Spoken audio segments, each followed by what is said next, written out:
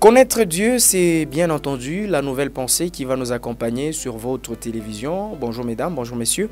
Et bienvenue dans ce magazine Alpha Omega, ce magazine qui justement vous apporte bien entendu les enseignements afin de vous édifier, afin justement de pouvoir maintenir votre relation avec Christ, afin bien entendu de pouvoir assurer certains éléments qui vous permettront de bien cheminer sur bien entendu ce parcours avec Christ. Et bien aujourd'hui nous avons l'honneur de recevoir un évangéliste de ministère, Freddy Louboya, avec qui nous allons justement tenter de parler sur cette grande pensée qui n'est autre que connaître Dieu. Et la première orientation sera bien entendu celle de comprendre comment, de quelle manière nous devons connaître Dieu. Évangéliste, bonjour et bienvenue. Bonjour homme de Dieu, merci. Alors nous sommes très heureux de vous recevoir sur ce plateau. D'entrée de jeu, comment se porte votre santé spirituelle? Ça va par la grâce de Dieu, le Seigneur nous soutient par sa grâce. Et nous continuons toujours à travailler et nous savons qu'il fera de grandes choses, plus ce qu'il est en train de faire aujourd'hui. Allez, il fera de grandes choses plus que les choses qu'il est en train de faire aujourd'hui. Connaître Dieu. Tout d'abord, Dieu, comment vous le comprenez avant de le connaître? J'aimerais d'abord commencer par la définition. Dieu, c'est le maître de l'univers visible et invisible. Donc c'est lui qui a créé toutes choses. C'est donc qu'il est écrit dans la parole de Dieu. Il dit, c'est par la foi que nous croyons que le monde a été créé par Dieu. Donc c'est un être suprême de l'univers visible et invisible. C'est lui qu'on appelle Dieu. Celui qu'on appelle Dieu. Et la connaissance ici, vous la situez à quel degré de compréhension? J'aimerais sans plus tarder que nous puissions lire la parole de Dieu. Allez-y. Nous sommes dans le livre de Jean, Jean chapitre 4. On peut commencer par le verset 1er. La Bible dit, le Seigneur sut que le pharisien avait appris qu'il faisait baptiser plus que le disciple de Jean. Il dit, toutefois Jésus ne baptisait pas lui-même, mais c'était ses disciples alors qu'il quitta la Judée et retournant en Galilée. Nous allons sauter pour lire le verset 9 et le verset 10. La Bible dit, on peut commencer à partir du verset 7. Il dit, une femme de Samarie vint puiser de l'eau et Jésus lui dit, donne-moi à boire, car ses disciples étaient allés à la ville pour acheter de vivres. La femme samaritaine lui dit, comment toi qui es juif et me demandes-tu à boire à moi qui suis une femme samaritaine? Le juif en effet n'ont pas de relation avec le samaritain. 10. Jésus lui répondit, si tu connaissais le don de Dieu et qui est celui qui t'a dit, donne-moi à boire, et tu l'aurais toi-même demandé à boire, il t'aurait donné de l'eau vive. Voilà. Alors pour répondre à votre question, j'aimerais d'abord m'atteler beaucoup plus sur le verset 10, où Christ, il répond à la femme en disant, si tu connaissais le don de Dieu. On ne peut pas connaître le don de Dieu sans pour autant connaître qui est Dieu. Et nous devons savoir que le seul chemin qui nous amène à avoir la connaissance de Dieu, c'est sa parole. C'est pourquoi la Bible dit dans le livre de Jean, il dit, au commencement était la parole. Et cette parole était Dieu. Et cette parole a créé toutes choses. Donc le seul moyen, le seul canal par lequel nous avons la connaissance de Dieu, c'est lorsque nous avons sa parole à nous. Alors c'est un peu la réponse par rapport à la première question que vous m'avez posée. Alors, on va maintenant rentrer dans les eaux profondes pour comprendre la pensée qui nous accompagne déjà sur justement ces enseignements que vous êtes déjà en train de dispenser. Alors j'aimerais tout de même vous laisser la parole pour qu'on rentre finalement, comme je le disais tantôt, dans le fond, dans le cœur même de notre entretien. Voilà, comme nous venons de lire Jean chapitre 4, vous allez voir que c'est une histoire qui est familière, c'est l'histoire de la femme samaritaine. La Bible dit Jésus, il était en train d'effectuer un voyage et il ne pouvait pas aller à la destination sans pour autant passer par la Samarie. C'est à partir de là que Jésus a rencontré une femme. Cette femme, c'était la femme samaritaine. Et la Bible dit quand Jésus est arrivé au puits de Sichar, il a demandé de l'eau. Et la femme lui dit que non, il n'y a pas de relation entre vous, les Juifs, et nous, les Samaritains. Mais Jésus lui dit que non, si tu connaissais le don de Dieu. Vous allez voir que ce que Christ était en train de vouloir chercher à faire voir cette femme, lui dire que non, bon, ce qui est important, c'est d'avoir la connaissance d'abord sur la personne de Dieu. Pourquoi je dis ça? Parce que cette femme, elle allait à la montagne. Si vous voyez la suite, même quand il était en train de parler avec Jésus, et quand il conversait avec Jésus, il dira que non, nous allons adorer à cette montagne-là. Alors par là, j'aimerais juste extrapoler en vous disant que actuellement, nous avons beaucoup de gens qui fréquentent l'église. Nous avons beaucoup de gens, ils sont assidus à l'église, ils partent tout le jour à l'église, mais ils n'ont pas la connaissance de Dieu. Parce que être assidu à l'église, c'est une chose, et avoir la connaissance de Dieu en est une autre. Vous comprenez un peu? Alors c'est ce que Jésus voulait parler à cette femme ici. Alors la Bible dit que non, si tu connaissais le don de Dieu, Jésus voulait seulement d'abord inciter cette femme à avoir la connaissance sur ce qu'on appelle la personne de Dieu. Vous comprenez? Parce que cette femme, elle avait une connaissance superficielle. Mais Jésus voulait pousser cette femme à avoir une connaissance profonde de la personne de Dieu. Je viens de dire que non, par rapport à la question que vous venez de me poser, que non, Dieu, c'est un être suprême. Vous comprenez un peu? C'est le maître, c'est lui, c'est le créateur de l'univers visible et invisible. De concret et des choses que nous ne voyons pas avec les yeux et des choses qu'on peut palper. Alors Jésus voulait seulement orienter cette femme, plutôt la conscientiser en disant que non, c'est bien ce que tu es en train de faire, puisque cette femme, elle allait à la montagne pour adorer. Mais ce qui est important, c'est connaître celui que tu es en train d'adorer. Parce qu'il y a des gens qui vous disent que non, je ne vais pas adorer. Mais ce qui est important, on ne peut pas bien adorer aussi longtemps qu'on n'a pas la connaissance de celui qu'on est en train d'adorer. Alors Jésus était en train de faire voir à cette femme en disant que non, si tu connaissais, en d'autres termes, il faut d'abord connaître Dieu pour que nous puissions bien le servir. C'est pas bien, c'est pas mauvais d'aller à l'église. Comme j'étais en train de le dire, actuellement, il y a beaucoup de gens, ils sont assidus à l'église, ils vous prient, ils vous gênent. Vous comprenez un peu? Le problème qui est là, c'est quoi? Ce n'est pas le sacrifice que nous consentons pour le Seigneur qui fait que nous puissions être enfants de Dieu. Non. Ce qui fait que nous puissions connaître Dieu, c'est quand nous prenons cette résolution-là de recevoir Christ dans notre vie comme notre Seigneur et notre Sauveur. C'est ce que Jésus-Christ est en train de faire voir à cette femme ici. Et vous allez voir, lorsqu'ils ont continué à converser, cette femme lui dit, es-tu plus grand que notre Père Jacob? Vous comprenez un peu? Non, à un moment donné, elle connaissait pas ce qu'elle était en train de faire. Alors, nous devons savoir que connaître Dieu, c'est une grâce excellente. La Bible dit tout don parfait et toute grâce excellente vient d'en haut du Père des Lumières, chez qui il n'y a ni ombre ni changement de variation. Lorsque nous avons la connaissance de Dieu, cette connaissance-là nous amène à faire de Dieu notre priorité. Si vous êtes dans le livre de Exode, chapitre 20, la Bible dit, alors Dieu prononça toutes ces paroles à Moïse en disant, je suis l'Éternel ton Dieu qui t'ai fait sortir du pays d'Égypte, de la maison de servitude. Il dit, tu n'auras pas d'autre Dieu devant ma face. Vous comprenez un peu? Donc le Seigneur veut que nous puissions pas seulement le connaître, mais faire de nous une priorité. Et quand nous faisons de Dieu une priorité, cela fera ce que nous puissions être éclairés sur certaines réalités de la vie. J'aimerais aussi prendre l'exemple, comme je viens de citer le cas de Moïse. Moïse, oui, c'est vrai. La Bible dit, quand vous êtes dans le livre de Exode, chapitre 3, Moïse était en train de faire paître les troupeaux de son beau-père Jéthro. La Bible dit, il a vu un buisson, il a vu un arbre qui était tout en feu, mais cet arbre-là ne se consumait point. Il a dit, je vais me détourner pour voir quelle est cette grande vision. Vous comprenez un peu? Alors, pour connaître Dieu, vous allez voir, là, c'est pourquoi je prends cet exemple pour vous expliquer une réalité. Moïse, pour que Dieu puisse se faire connaître chez la personne, il faut d'abord que la personne puisse manifester cette volonté. Moïse il a vu un buisson qui était tout en feu. La Bible dit, ça c'est Moïse qui parle dans le livre d'Exode, il dit, je vais me détourner pour voir quelle est cette grande vision. C'est cette position qui a poussé à ce que Moïse puisse avoir la connaissance de Dieu. Et quand il s'était détourné, la Bible dit que non, Dieu lui a appelé, il dit que non, Moïse. Alors si on essaie un peu d'expliquer ce détourner, ça signifie beaucoup de choses. On ne peut pas connaître Dieu aussi longtemps qu'on vit dans la vie des péchés. C'est pourquoi je dis que non, Moïse, il s'est détourné. En d'autres termes, la Bible dit dans le livre, je crois, des Chroniques, il dit, si mon peuple sur qui est invoqué mon nom, croit, s'humilie, se détourne de ses mauvaises voies. Il dit, moi l'Éternel, je les exaucerai du au-dessus. Vous comprenez un peu? Pour connaître le Seigneur, il faut d'abord prendre la résolution de faire table rase, donc de se débarrasser de certaines choses. C'est ce qui fera que Dieu puisse nous approcher de nous. La Bible dit que non, approchez-vous de Dieu et Dieu aussi s'approchera aussi de vous. Donc Jésus, dans sa conversation avec la femme samaritaine, il voulait le faire voir une réalité que non, c'est pas mauvais d'aller à l'église. C'est pas mauvais d'être assidu à l'église. Mais ce qui est important, c'est avoir la connaissance sur la personne de Dieu. Et quand on a cette connaissance, nous allons faire de Dieu notre priorité dans tout ce que nous sommes en train de faire. Amen. Alors, quand est-ce qu'on se rend compte, finalement, qu'on connaît Dieu?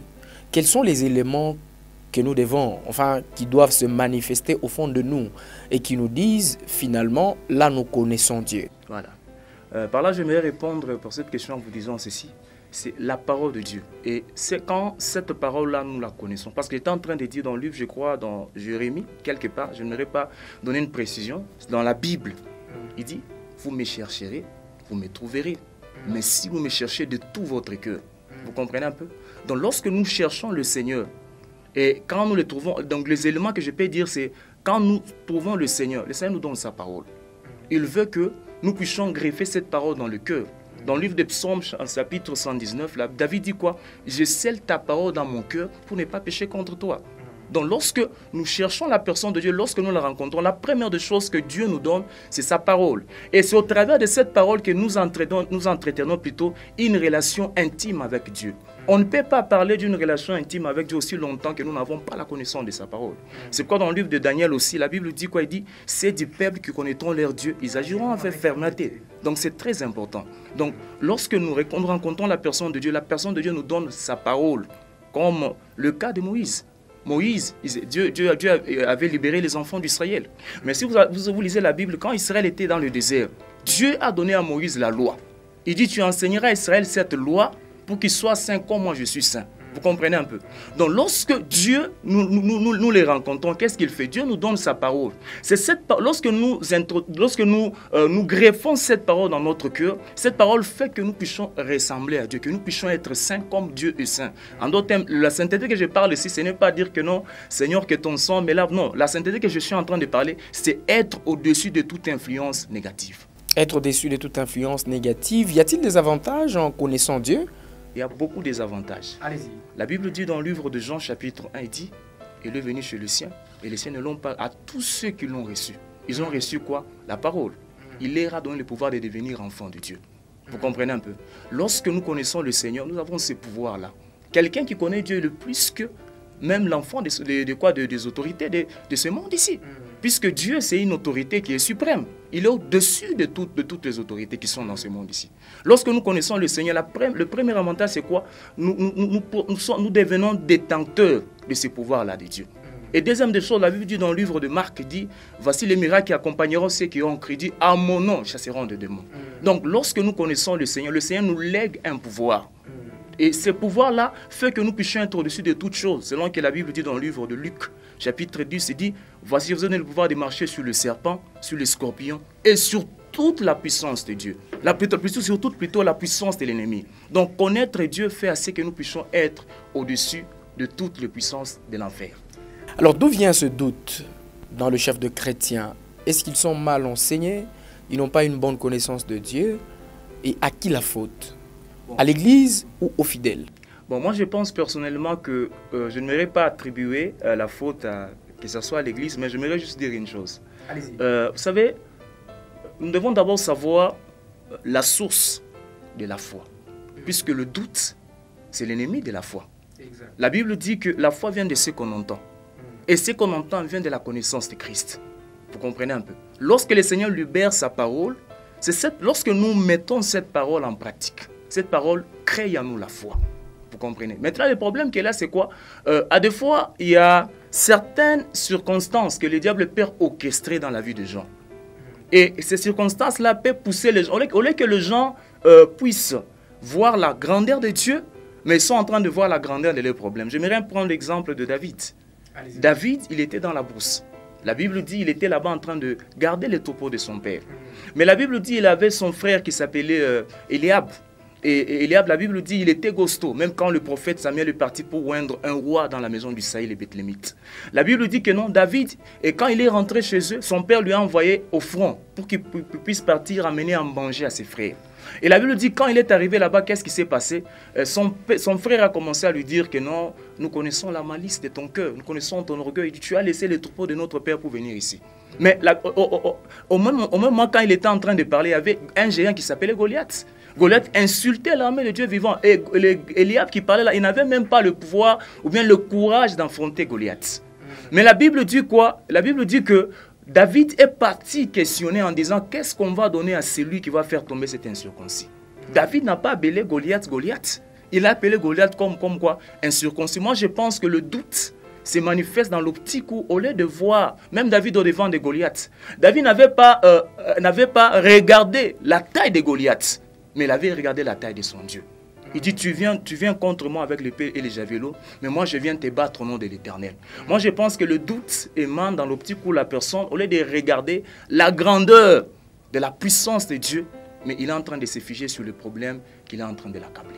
Allez, il est en train de justement se figer, comme vous le disiez tout à l'heure, sur le problème qui affecte sa vie, sur le problème qui justement couvre de honte sa famille, sur ce problème, cette situation de stérilité qui a duré dans sa vie, sur cette affaire qui justement lui prive de sommeil, sur cette affaire qui justement le met à l'écart, tout le monde le regarde de loin, tout le monde justement a, comme qui dirait, un peu peur de lui parce que sa situation est honteuse, la famille le délaisse et tout ça. C'est ce que vous disiez tout à l'heure. C'est lorsque on se fige, on se focalise sur ce problème qu'on constate que la foi commence à partir de nous. Et maintenant, quel est le rôle de l'Église à ce niveau-là?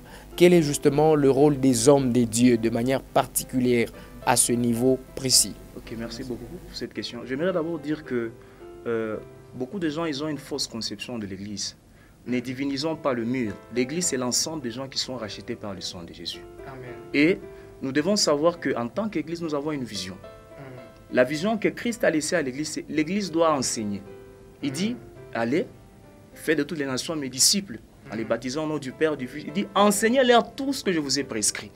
Donc, l'Église doit enseigner les gens. C'est ça l'Église. Même dans l'Église primitive, la Bible dit, il persévérait dans les enseignements, dans la prière, dans les factions. Et la Bible dit, tous les jours, Dieu était en train d'augmenter les gens. Donc, cela signifie que l'Église, la responsabilité de l'Église, c'est d'enseigner les gens. Pas n'importe quel, d'enseigner aux gens la vérité. La Bible dit, vous connaîtrez la vérité et la vérité vous affranchira. L'Église doit enseigner aux gens cette vérité. C'est cette vérité qui fait à ce que les gens puissent être éclairés par rapport à certaines réalités. Parce que, vous savez, on peut avoir la foi, mais une foi qui est mêlée de la peur. Vous comprenez un peu? Mais la foi que Dieu veut de nous, il veut une foi démonstrative. Il dit, si tu as la foi comme un grand de Sénévé, tu peux dire à cette montagne, ôte-toi de là et jette-toi. Il dit, si tu ne redoutes pas ton cœur, cela se fera ainsi. Vous comprenez un peu? Dieu, beaucoup de gens ont la foi, mais une foi qui est mêlée de la peur. La foi que Dieu veut voir en nous, c'est une foi démonstrative. Vous comprenez un peu? Alors l'Église doit enseigner les gens. L'Église doit enseigner la vérité. C'est cette vérité qui fera ce que les gens puissent avoir une foi, pas une foi ballottante, mais une foi ferme. La Bible dit résister au diable, il fera résister lui avec une foi ferme. Cette foi ferme émane de la proclamation de la parole de Dieu. En conclusion, qu'est-ce qu'on retient sur la connaissance de Dieu, sur connaître Dieu? Ce que nous devons seulement retenir ou bien conclure par rapport à la connaissance de Dieu, nous devons savoir que Dieu est là, mais nous devons le chercher.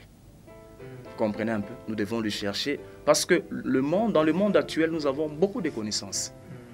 Lucifer aussi a une connaissance. Vous comprenez un peu? Actuellement, nous voyons beaucoup de sectes où on vous met des thèmes qui sont soit séduisants, en disant que non, connaître la lumière. Mais nous devons savoir qu'il n'y a pas la vérité en dehors du nom de Jésus-Christ. Moi, je pense personnellement que pour connaître le Seigneur, il faut d'abord manifester cette volonté-là de le connaître. Vous comprenez un peu? Il faut manifester cette volonté-là de les connaître. C'est donner à fond, chercher la face de Dieu. Et c'est un peu de... La Bible dit, quand vous me chercherez, vous me trouverez, mais si vous me cherchez de tout votre cœur. Il y a une condition là-bas. Oui. Vous me trouverez que lorsque vous me chercherez de tout votre cœur.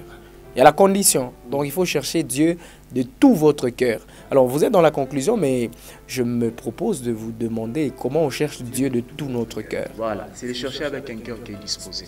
Le chercher avec un cœur qui est libéré de tout mobile qui sont impurs. Parce que la plupart des gens ont fait de Dieu un Dieu, je peux dire un Dieu charlatan, voulais-je dire. Donc les gens, quand ils ont besoin de quelque chose, ils cherchent le Seigneur. Vous comprenez un peu? C'est ça de Dieu pour avoir voilà. quelque chose. Nous avons vu même deux fois, même les diplômés. Vous allez voir, moi, j'ai aussi mon diplôme, je me souviens. Vous allez voir que non, quand il reste peut-être 4 jours pour que vous puissiez faire les examens, vous allez voir qu'il y a des gens qui manifestent cet engouement-là de prier. Pourquoi? L'objectif, ce n'est pas connaître le Seigneur. L'objectif, c'est d'abord avoir ce qu'il est en train de faire, quoi. Ce qu'il est en train de poursuivre. Par là, j'aimerais un peu paraphraser avec l'exemple de Jésus. Jésus, dans le livre de Matthieu, la Bible dit, il avait beaucoup de disciples. Mais quand Jésus a dit que non, je suis le pain descendu du ciel, ils n'ont pas supporté cette parole. Il dit, il dit que nous puissions manger son corps, il est devenu un cannibale, ils sont partis. Mais Jésus a posé la question à ces gens-là. Donc les gens qui étaient partis, c'était des gens qui cherchaient Jésus avec des mobiles qui sont impurs. chercher Dieu de tout son cœur, c'est avoir un cœur disposé. Les chercher avec le self, donc tu as les désirs, donc tu es libéré de tout mobile impur. Tu ne veux que lui. Et c'est par là que Dieu va se manifester dans la vie d'une personne. Amen. Merci beaucoup, évangéliste Freddy Louboya, qui nous parlait justement sur la connaissance de Dieu, ou sinon connaître Dieu. On va se retrouver dans le prochain épisode pour, ensemble avec lui, découvrir le don. Comment connaître le don de Dieu. Au revoir.